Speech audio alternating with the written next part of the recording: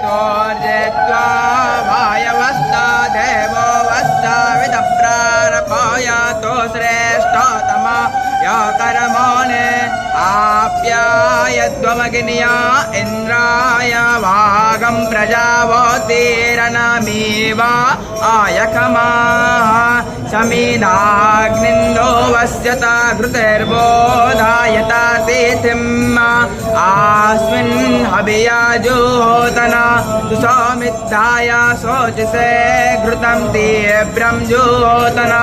अग्नये जातवेदसे तं त्वा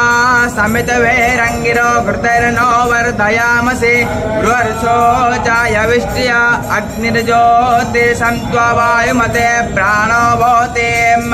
सूर्यागो स्वर्गायोपदधाम्ना श्रुतिं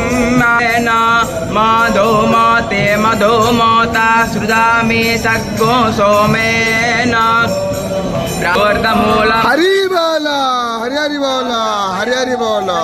तेजस्य परनानि जस्तं वेदस वेदवेद अदस्त उरदं प्रसुतान्त शाखा गुणः प्रवर्धा विषय प्रवाला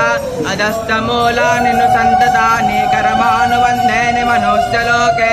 न रूपमस्ते मूलं असङ्गशस्त्रेण दृढेन चित्वा तथा पदं तं तरिमां गीताभ्यं यस्मिन् गता न निर्वन्ते भूया तुमेव चार्दं गुरु सम्प्रवद्ते यथा प्रभोति प्रसुतात्पुराणि निर्माणमोहं जितसङ्गदोषाध्यावनित्या विनिमूर्तकामा द्वन्द्वैव मुक्ता